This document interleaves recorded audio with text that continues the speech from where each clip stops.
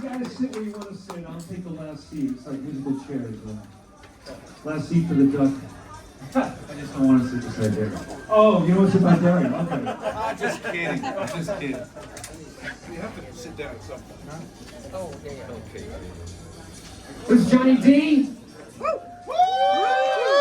Gary Brennan. So we're going to let the band introduce themselves over here. We got bass player. I'm Gary Lamont. Bass player. I'm Peter Dunn. Keyboards. Hi everyone, I'm Johnny.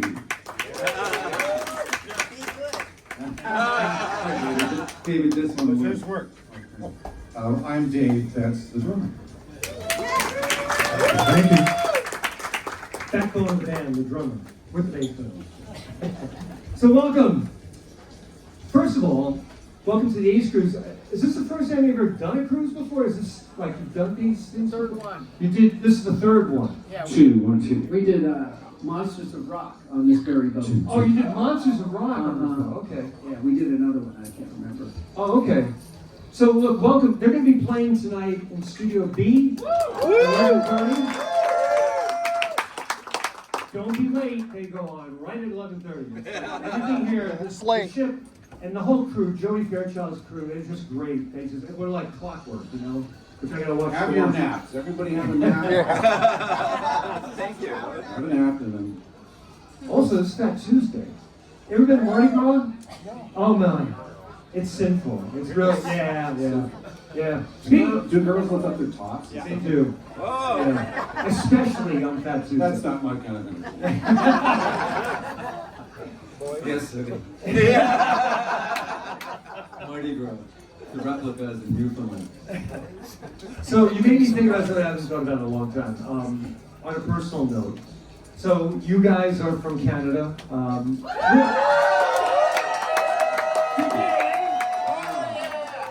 Good day. Back bacon. There we go. So specifically for Ontario, the Niagara Falls side on the Canadian side, which is a lot better than the Buffalo American side. I'm only kidding. I've lived on that bridge back and forth, you know, that expanded ID, New York State ID. So my parents, I think in their generation, Niagara Falls was the place to go for your honeymoon. And my dad was a New York City fireman for 38 years. And yeah, got hurt bad on the job 3 times. Still kept going back. And my mom was a bank teller. And when they got married, they went to Niagara Falls for their honeymoon. And I discovered that I am a honeymoon baby because I was born 9 months and 3 days after their wedding day. So I was conceived in a honeymoon suite in Niagara Falls. That's how I started. We'll talk about how you all started, but that's how I started. And by the way, the honeymoon suite continued because my mom had 7 kids in 8 years. It would have been 8 for 8. She had a miscarriage in between me and my brother and Papa. Yeah, so anyway, so I had to share that. You don't have to comment on it. I think you brought everybody down. Then they bought a TV. Right, thanks for coming, everybody. By the way, we will be taking questions from the audience. The band is very generous about the questions to join us. So, a lot of questions for you. So first of all, when you started your career, first album, you think about the history of debut albums. You think about the first album from the Cars, the first album from U2, first album from Patti Smith. Your album came out strong in 1984, and that was the beginning. What was the genesis when you all got together? What was that like, and what were the challenges you all had when you were starting out as a new band? That first album, it was just, it was just a whirlwind. I mean, up to that point, we'd been a bar band for a couple of years, like a cover band. And then we got our deal, and then we went in the studio, and all of a sudden, man, it was just so, everything that we worked for. What can I say? In a word, it was super exciting, and it was the beginning of the MTV, Much Music, videos. And it was one of those records where the songs, just everything was right. You know, we went in, we cut it fast, and everything just worked. And it came out, and it exploded, and people loved it, and you know, we were off to the races. It really didn't happen that fast. I mean, it did happen fast, but the good thing about it is that we were able to play the songs live before we, recorded them. Yeah. So like New Girl Now and all that stuff, we had even like to Honeymoon Suite, what were they? You know, we're playing 3 nights, you know, in one place, and do songs like New Girl. First night, not so many people. Second night, great, right? Songs like Burning in Love and Staying Alive, we were playing those live. And like before they were recorded, and that's not, we can't do that anymore. Anyways, yeah, but like Jerry said, everything happened pretty quickly, but there was a lot of work prior to it. Yeah. Well, you mentioned New Girl now, so Davy, you wrote the song, right? So I did. Yeah, and I mean, with MTV launching in 1981, I think it exploded. Anyone that had content and videos, when they were looking for new videos from new bands, and certainly I think that jump-started a lot just from the beginning, you know, the Bed with the Nails and all that.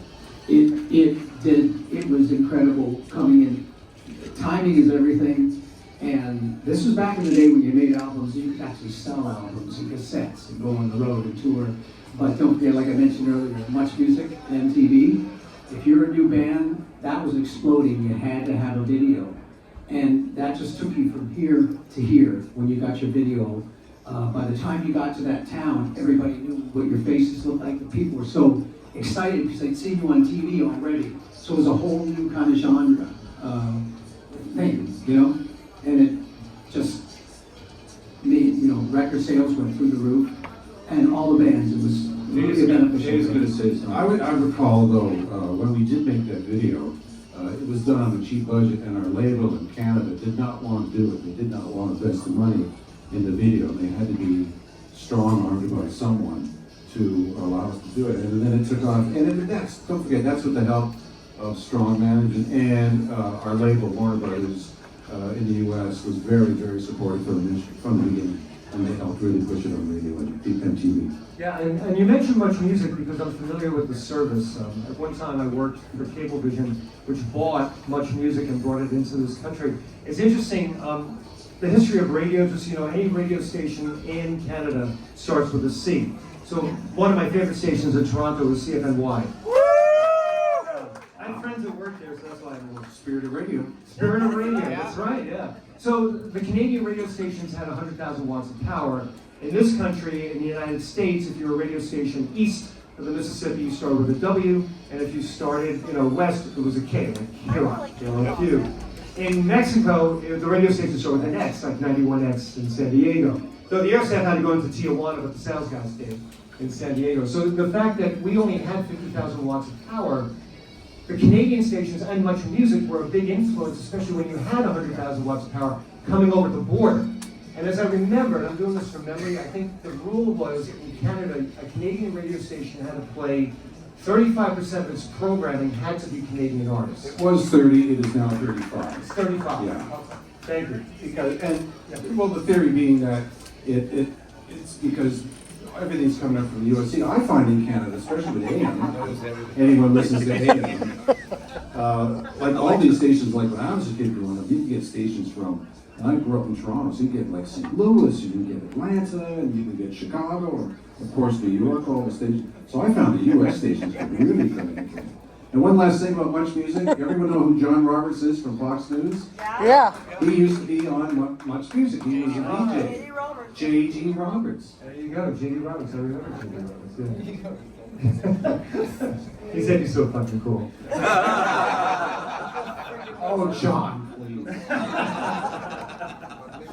So I mentioned that because the influence of the Canadian stations to us, it actually, they were pounding you guys, is really what they were doing. And not just because they were required to, but a great song is a great song is a great song. Thanks for that. Yeah. So when you talk about a song like Feel It Again, that final episode of Miami Vice, I'm thinking about how music and television and movies all came together and it all, think about that song being in Miami Vice, I guess it was the final episode, right? It was, we actually had, sorry Dave, but we actually ended up having four songs on Miami Vice in 4 different episodes. Really? We had New Girl, Feel It Again, there was another song. And then Bad Attitude. Yeah, the finale was Bad Attitude. Yeah, that was the finale, yeah. Yeah, it was a big shootout.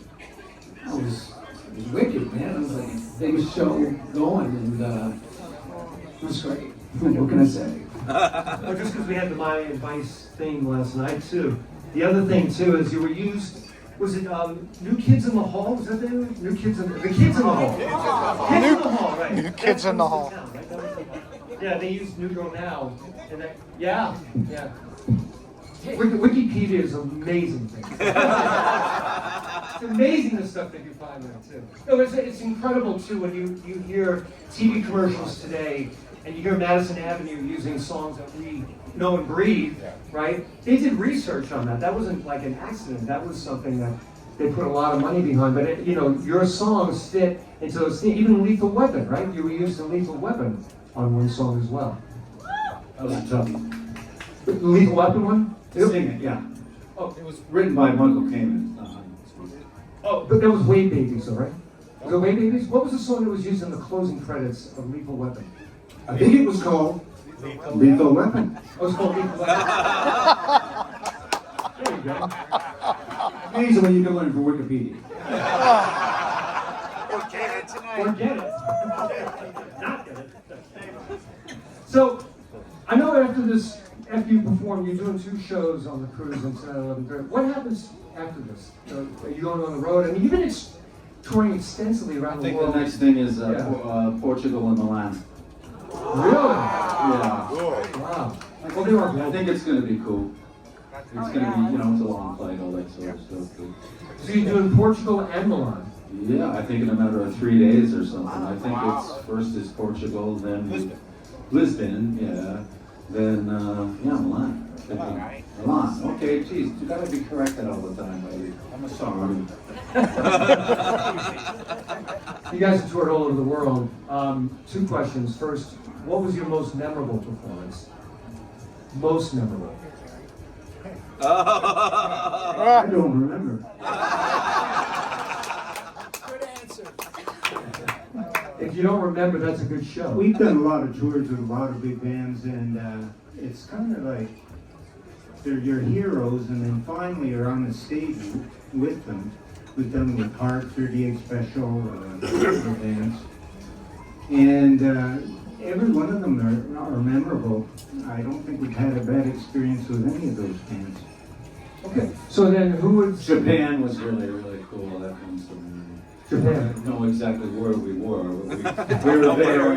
We were in Japan somewhere representing Canada on the Asian something popular music festival. Yeah, ask Dave. Let me speak, Dave. Anyways, we won it on behalf of Canada, so that was cool. They liked us. It was great. Oh, that's cool. It was great. And who's the most memorable you ever toured with? Well, a lot of times when you're touring with these big bands, you never really get to meet them. But we did tour with Hard, right? And I think, I don't know how many shows we did together. Well, I think at the very end, Ann and Nancy came into our change room, I recall, and they said, great tour, guys. Came in, we had a little bit of a drink, and, that was it. But you really don't get to meet these guys. It's like, it's like show after show after show, and you just got to stay healthy to make it through. Wow. So the saying is, to know where you're going, sometimes you remember where you came from. Where you came from, your influences. What did you grow up with? What really made you want to pick up the It's guitar? really, really weird for me. I like bands like Emerson, Lake and Palmer, Greg Lake especially, anything to do with Lou Gramm, big bands like that, Supertramp, definitely. So it's like, choice. I don't know, I'm a more keyboard oriented. Thank you very much, Peter Nunn. Take the long road home. Long way home. Yeah. Derry, you? Was it? Come on, Larry. Oh, I'm coming. For me, it was Deep Purple, Richie Blackmore, when I was first learning to play as a kid. Alice Cooper, Grand Funk, Deep Purple, Zeppelin, all that kind of stuff. Like from the get-go, that's where I was at. You guys? Influences? Hey, I grew up in the 70s too. Yeah. So, anybody grew up in the 70s? Yeah, like Deep Purple, like Keith said. Emerson, Lake and Palmer, Keith Emerson, of course. Was a big. I love Rush. I actually did some gigs recently with Alex Lifeson on a charity gig, which was really exciting. But I didn't really know Rush in the 70s. For me, it was more the prog rock, Genesis, that kind of thing. Yeah. Beatles, of course, back when I was a baby. Just a little sidestep is, if anyone doesn't know this already, Honeymoon Suite has been together over 40 years. And 4 of the 5 members on stage here, Peter's only been with us 20 years. 30. 30 years, Jerry. 30 years this year. Peter, I love you. Although I will say the first time we played together, I don't know if you guys remember, but he will, because he remembers everything. When you, the very first time you joined the band, or? No, the very first time I played with him. Yes, it was in Windsor, Ontario. No. Yes, it was. No, it was in a rehearsal studio. Oh, you mean when you auditioned for Honeymoon? That's right. Oh, see, I don't remember that. Hey, you heard it here first. He did not remember something. I do remember. You were awesome. Yes. Oh, you didn't join. Well, I was booked that weekend. Okay. You know, I gotta add, you brought up a good point about Rush, because I grew up in St. Catharines, Ontario, which is where Neil Peart was from. Yeah. And I remember Rush. They were this young band from Toronto, and they played in St. Catharines, the Garden City Arena. And this is when John Rutsey was still the drummer, the original drummer. And they played there with Mahogany Rush. And I went down to see them. And all I remember was the singer, all this hair, with his nose coming out of it, and a super high voice. And it was like, wow, this is this band. But the funny thing about that was, Neil Peart had just come back from England, and he was kicking around St. Catharines playing with some cover bands. And he was at that show, because I remember he was sitting up with his buddies in the press box or whatever. And somebody said, that's Neil Peart, the local drummer. And about a month later, he was in Rush, because I think Rutsey got, out, and Neil went up and auditioned for Rush, and the rest is history, yeah. I saw Rush, and I'll give you now, I'm going to cut I my followed- Rush played my high school, and I think they played my junior high school. Whoa. Gotta start somewhere, right? Always. By the way, happy 40th anniversary to you guys, too. Thank you, everyone. We have a lot of people here from Canada in the room. Oh, my. Good day. Yeah. Thank you. But you know what? Let's take a question. Who here, stand up from Canada. Stand up for a second. Yeah, stand up. Let's see everybody that's here in this room from Canada.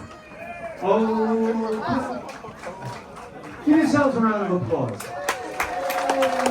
You make them feel at home. You really do. So, 10 albums in, 40 years in, anything you would change? Lessons learned? Things that you could have changed that maybe... It's been a good run. Yeah. But it's all these people that have made it great. Like we got on this boat on Sunday, and it's like everybody is so nice. And I totally appreciate it from the heart, all right?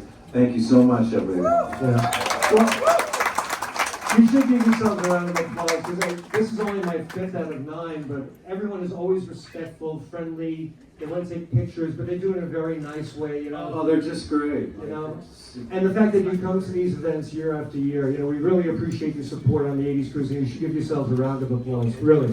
For you. I mean, I have a lot of questions, but I think you're all hungry to ask one. Let's get a question right here, right up front. Yes, sir. I just want, mine's more of a comment. A comment. Do they not have microphones for people? They do have a mic. He's coming down. No, that's not him. That's not good. There is somebody with a mic. We'll stand. I'll tell you what. I'll stand. Is Oh, that- I would hit it. Is that Candy Houston there? Yes, it is. They That's- can't use it yet. Give Ken is a super fan, man. Get this guy a hand. Thank you, guys. From Memphis, Tennessee. That's right. I just want to say, not really a question, but I've been a fan since day one when I first saw the album cover and saw the video for New Girl Down 2 days later. I said, I need to listen to these guys. Killer video, killer song. I've been a fan ever since. I think you guys, in America at least, from being from the South, in Memphis, Tennessee, you guys were very underrated all through the years. You should have been bigger, in my opinion, than you are and were. And Gary, you're one of the best guitar players, very underrated, songwriters. You and Johnny together, man. You're too kind. Thank you. Thank you. Thank you. Thank you very much. I'm going to break for me. I'll just walk around. What about you guys? Not me. You're Phil All Donahue. right. Yeah, Phil Donahue. Yes, sir. You folks probably remember me from 80s in the Sand, the trivia guy with the hat and all that. We still talk about you. No. Yeah, what was it like working with Bruce Fairbairn? Bruce Fairbairn. Oh, he was amazing. We did like, Slippy One Wet. what did you say? Slippery when wet. Slippery. We didn't play on that No, record. no, but he produced that. What was, he did? Super producer. Are you asking me about Bruce Barber? Yeah, what was it like? Oh, he was amazing. We did like 10 days in pre-production. He just wanted to hear, Johnny, what are you gonna sing? Gave me like 10 minutes, okay, that's great. Went to the next song, oh, that's great. He was so professional, him and Bob Rock. It was like one of the best things. It's like sitting behind a microphone, like in the studio, and with my headset on, he goes, what do you wanna hear? You know, he just gave everything that I needed, and it was like so, everything just flowed out, like Feel It Again, Bad Attitude, all that sort of stuff. It was so easy to sing. Great guy, very nice, and very talented. Thank you. Thank you, sir. Appreciate it. All right. By the way, Derry, since you've been to Long Island, tell them about the Boogie Hotel. The Boogie Hotel. On Long Island? Is that the studio? The Boogie Hotel? Yes, that's where we recorded the bed tracks. Yeah. Yeah, it's like a big old house that some guy converted into a studio. Is it over here? Yeah, I'm from Long Island, that's why. You guys have been on Long Island once, as I remember. At least the Boogie Hotel. Boogie Hotel, when we got there, nothing worked. I remember. There were wiring and rewiring, and Bob Rock goes, what the hell, you know, it's like he was in frustration. But that was again, like, these guys were recording bed tracks, and Bruce would go, this song, I think it was called Wounded. You know, he goes, Johnny, what are you singing here? I go, in his ear, I go, okay, fine, see you later, see you after this is done. The growing pains of being a young band, right? Good time. Yes, sir. How did you come up with the name Honeymoon? I started the band, I'm from Niagara Falls, Ontario. That's, and they were nice enough to give me the key to the city. I don't know what that means, I don't think it means much. But that was after like 30 years of, you know, being born and raised there, so they recognized the fact. And it just came up when I went off on my own. I was in a cover band for the longest time. I had management, and manager goes, we had a few names that came up. Honeymoon Suite was one of them, and I go, nah, that's not rock and roll. Sounds like bar mitzvah to me, you know. So, but anyways, it stuck, and it's like we went all over the world. One of the first questions. So I've always plugged Niagara Falls, Ontario. Very expensive, but a very nice, beautiful place. What were some of the other names? Yeah. What I name don't didn't make it? remember. Oh. They were gonna use my real name. It was like Duguli. It's not gonna work. Anyways, I just went for it. Well, one name could have been Slowly I Turn, because you say Niagara Falls, and slowly The Three Stooges, slowly. Slowly I Turn. Step by Abbott step. Costello. Yes, sir. Thank you. So I love hearing about the creative process. Does it usually start with a guitar riff and you put some lyrics to it, or do you have lyrics in mind and you try to build a song around it? Like, how does that generally work for you? Well, I can chime in on that. For my process, it comes usually from the guitar. I play pretty much every day because I'm still addicted to it like crazy. So I'll just get up and even if I'm not right, I'll just play and riff and try and practice. Out of that pops a riff, and then a top line will come into my head. And you know, if something's interesting, then I start, shit, another song. Now I just want to practice. So that's kind of where my process starts. Thank you. Hi, sir. What's your name? Yeah, hey, I'm a keyboard player and I played your songs in my band in the 80s, but I'm curious what, sort of a technical questions, but what keyboards were used on the second album? Because I such amazing sounds on you know, Feel It Again and all these other keyboards. And I know he's probably not the guy who did this original recording, so you would know. Well, that was. Yeah, I wasn't there for the second album. That was, yeah, Ray Colburn was on the second album, and I can chime in, sorry Peter, but I remember being at Little Mountain, and at that time. Let me guess. Huh? Yamaha DX7. DX7 and Roland. What was that big sampler that came out, the Fairlight? No, the Fairlight? It was like the first or an emulator? An emulator? Coming out, and it was all the rage, like, oh, you gotta hear this thing, it's a sampler. Dave, was it called the Fairlight? You know that? Fairlight CMI. Yeah, I think so. Fairlight CMI. Anyways, that you was. can get an app with the original WAV files on your iPhone. It sounds exactly the same. Yeah, so it was. See, it Am I the same guy? Sampling was in its infancy then, keyboard stuff, and that, it was there, so we utilized it. Hey, correct me if I'm wrong, but I'm sure that you guys will. There was a guy who came in, was a programmer, regardless of what keyboard that you did use. Jim Burgess? It could have been Jim Burgess. Yeah, I'm sure. Saved by technology. Okay, but anyways, he would sit in that room programming what sounds he wanted for Fairburn. And I remember that clearly, because he spent a lot of time programming. So what does it matter what keyboard it was, really? Anyways, okay, here you go. Player. Oh, he's a keyboard player. Now it's an iPad. Yeah, hi, I'm Jason. I grew up in a small town in the Midwest, and so my exposures in the 80s was really limited to, started out with MTV really was what exposed music to my generation. And so you guys being from Canada, we were really close to South Dakota where I grew up at, and so I always associate music with video. And so I've watched a lot of your guys' videos since I was younger. New Girl Now, I'm always looking for like the connection, right? What the song means, the meaning to the video, that type of thing. For my sanity, can you explain to me Feel It Again video? Johnny, for your sanity. Right? I can cut in before Johnny explodes. It was a 24-hour day for you, was it not? It's always freaking longer. But literally, he was there for 24 hours. We had no idea what was going to come out. And when we finally saw it, we were, oh my God, what is this? Because it was, if you would call okay. What's that, a chroma key thing? Green screen and. What's that called? Green screen. That was when that first came out. So the director, producer, or whatever you want to call him, he would say, Johnny, pretend that you're walking a dog. And it's like, that looks so stupid. When I finally seen it, because I didn't understand. I didn't know this new technology. And then it was like, oh, okay, pretend you're falling off a building or you're jumping into the water. When I seen that, that was so silly. And it's like, okay, it's just the things that we've done back then, I have to live with. But you know what? It was a great song. You remember it. So I think it's done its job. Yeah, thanks everyone. Julie and Lennon, they did this thing at MTV where they played a bunch of videos, and Julian picked Feel It Again video because of the technology, not because of my acting. I think that in the 80s, I think every 80s band has a video that they cannot, that they're so embarrassed of. It's just, it happened to every band that they had that video, but whatever. Well, I can name several. I was traumatized when Traumatized. I was like, there's no way she's gonna catch it. I thought Johnny's dead. Well, it only takes one video to ruin a career, right? Look at Tony Squire.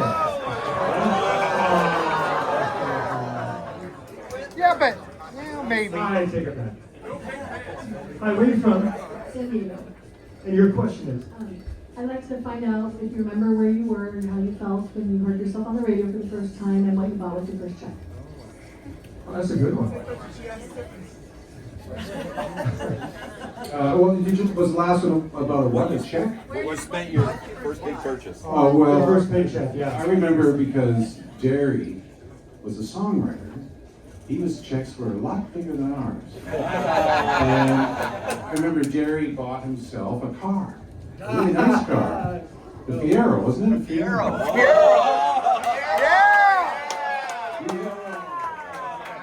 Now, and then the rest of us bought ourselves pass for the TTC in Toronto.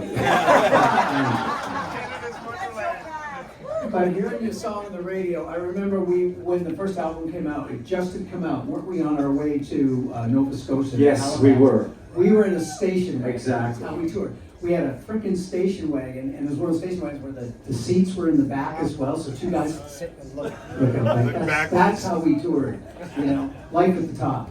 And pulling into Halifax after they're driving 15 hours, whatever, and the local station all of a sudden play New Girl now. We hear it on the radio coming through the car, and that is a thrill. That's It one of really the most is. amazing, Holy shit, you know? one of the most amazing things to be heard on the radio after spending so many years playing in bars, getting fired because you didn't have the song on the set list at the, when I started this band, I used to send out set lists, songs we didn't even play, just to get into the bar. And only every once in a while, the owner would go, "Where's this song?" And it's like, well, we don't do it. The next night we were gone. This is before Gary and all that stuff, but, anyways, hearing the song on the radio, yeah, that is definitely, you're appreciated most heartedly. On behalf of everybody in radio, I just celebrated my 40th anniversary of professional radio. And I've been on Sirius XM for 22 years now. I just want to thank you for that compliment because it makes our lives so more grateful when we know that it influences you as a band and it goes both ways. And the relationship between radio and bands over the years has been wonderful. And I want to thank you personally for that. Oh, thank you, you guys. Radio is still king. I still love radio. What do you think of streaming services these days? Any opinions about them? Oh, we're part of the $1 million club. Did we just get something like that? Yeah, we just got 1 million streams. Nice. Yeah. The million stream, 45 that cents. means. 45 cents. On New Girl? Was it 1 million on New Girl? Or no? It was just all of our stuff. All aggregated together. Generally across, 1 million streams. I'll answer that question a bit about streaming. I think it's tremendously helpful in the sense that seemingly everything is there, and if you want to hear a song, it's not like the old days when you wait for it to come on the radio. You can just find it. You can find an album, you can find it. So it's tremendously convenient for the consumer. Sadly for the artist, unless you're mega huge, there's no money in it. There's no, literally I think Spotify pays like 0.004 cents per stream. So it's difficult to make any money for people. So we're lucky that we don't really have to rely on that like some people do. So I think Apple Music pays a penny per song, right? Have you seen a lift in royalties for streaming or no? It's gone the other way? For very little. Yeah. Very little for streaming. It's good and it's bad. It's good because your music's out there, but for the songwriters and the bands, music is free. It didn't used to be free, but now it's free. So it's good and it's bad. Right. Well, as a DJ, for years we were governed by BMI, ASCAP, and CSAC. CSAC's more international. And once a year, we had to fill out these paper logs for BMI.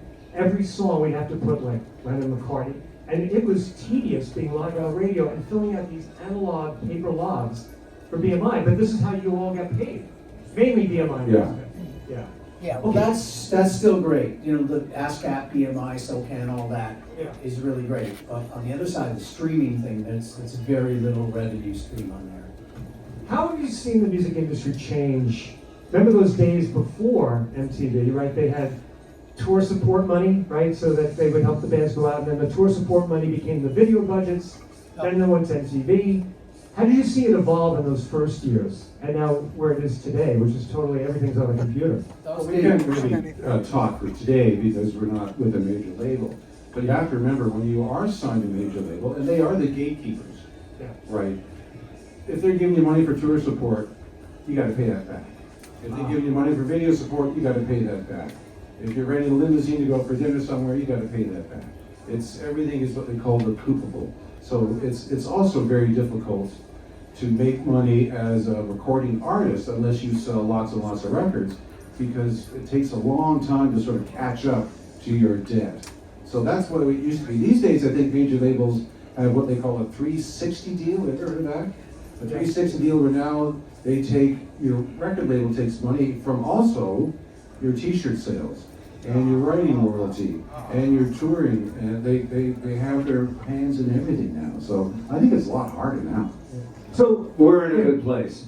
I can just tell you that. It's good. For these people that are out here right now that we're in front of, it's good. We're in a good place. That's good for you. Good place, yeah. Okay, so I'm pushing right here.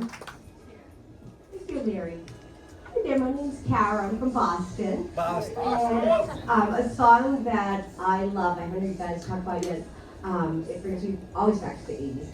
I was watching the movie One Crazy Summer, and What Does It Take plays at the very end. So would you guys mind talking a little bit more about the song or how it ended up in the movie and just you guys, it just moves me so much, and I bet everybody here has a song they could say that, but every time I hear you guys, that makes me so happy and to hear. Jerry's going to comment on that one. Thank you so much. That was at a time, we were really lucky we had such a great run with the first, second, and third albums, because in Canada, of course. But in the States, being on Warner Brothers, who were associated with Warner Brothers Pictures, blah, blah, blah, stuff was just happening, and out of the blue, that song, I guess a music director for the movie that Davy was in, just, hey guys, we're using your song in the movie. It's not like we chased it, it came to us because the music director of the movie, whatever you call the guy, thought it'd be a great fit, and the song was, out at that time. And we're very proud of it. It's one of our biggest songs, and I wrote that in the bar band days. Even before the first album came out, I was working on that song, right? And it's one of the few songs that I wrote on piano. I'm a guitar player, but my first instrument was piano. I started at 5. So that really was a great thing to learn before I started playing guitar, and I still love to play keyboards. And once in a while, I will write on the keyboard. And that one came out, and it's in the key of C, because there's no sharps or flats. And every guitar player will play in the key of C, because it's the easiest one. Thank you for the question, yeah. But my brother's from Boston. Like nada. Yeah. Like nada. Yes, sir. Well, I do have like a comment on the business. What's to make common sense for like bands that work with record labels saying that hey, you got our stuff for the first 5 years, but after that, it's 100% ours after that. Would that make a lot of sense to them? They get a little bit now, but you get the rest. You get all of it, the rest from there on. Would that make sense? That way you get all the money after the first 5 years. Would that make a lot of sense? You're not an accountant, are you? No. Probably is. So for the younger, oh wait, okay, come up here. This gentleman. Yes, sir. All right. Nice to see you guys. I have a comment real quick and then I have a question. When my buddies and I, we got the first album, we always thought New Girl Now you guys sounded like a British band. Was that part of the plan to sound British? I swear to God, your vocals sounds very British. And I know you said that a lot of influences were British. Is that intentional? No, it's not intentional. It just sounds like you sound like a get British behind the microphone and I sing. Right. And the other thing, Hope for the best. I want to say, Clifton Hill, the album for Frontiers, is absolutely brilliant. Oh, thanks. Now, I wanted to know how that deal came around, because that record, if anybody hasn't heard it here, please do yourself a favor. Absolutely brilliant record. Oh, thanks. Thank you. Thank you. And just on Clifton Hill, that was recently remixed and released. See, I've got the original Frontier CD. Yeah. The new and improved one is really great. Yeah. It's, Even better. Yeah. Yeah. You got a new But I mean, they're both good. I brought it with me. Yeah. All right, cool. Yes, where are you from? My name is Cheryl, and I'm originally from Toronto, now living in Vancouver, long-time fan. I wanted to ask you guys, do you have a favorite song that you particularly still like to play? And is there a specific video that you have the most fun making? For me personally, try not to judge the songs. You have to play them up whether you like them or not. So every night we try and do our best playing the way it was recorded. We really take time to make sure the sounds are the same as on the albums. And I think it shows in our live show. Yeah, we don't play around. It's got to be as close as we can get it live, vocally especially. And as for every song, I treat like that's my favorite song. And it's just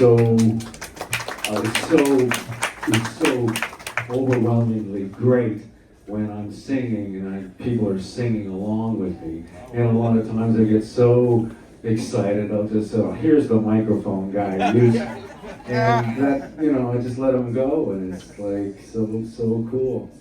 Thank you. Great question. Say hi to Vancouver. I remember just adding on this one time I heard Sting talk about playing songs live, and he said you have to pretend that you wrote the song 30 minutes before you went on stage. which is an interesting concept because I enjoy playing the songs no matter when they were written. I mean, it's, you know, we're not really faking it. We do enjoy it. We're fun. I think if it gets to the point where we do not be true to the song, then we should not be up here. That's what I think. All right, I want to thank you all for your questions. Really appreciate it. Thank you so much. When you play shows now, you're seeing younger audiences show up too, right? Sorry? Younger audiences. Yeah, it's really, really strange. But not here. But not here. Just let me comment on this.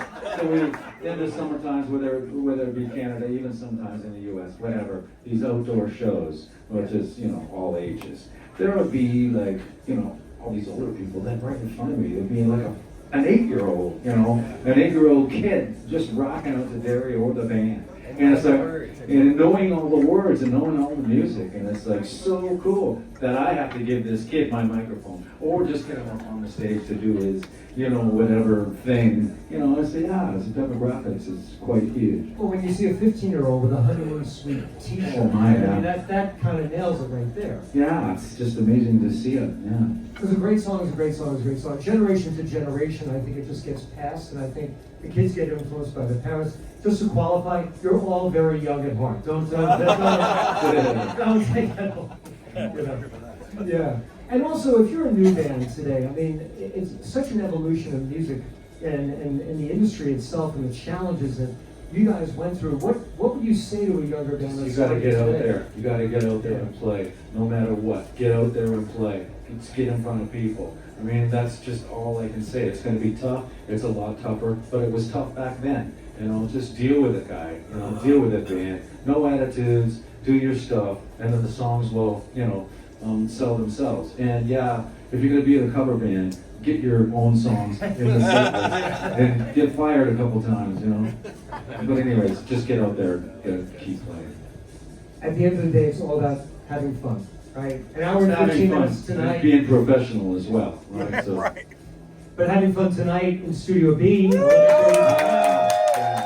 yeah. I want to thank you guys so much.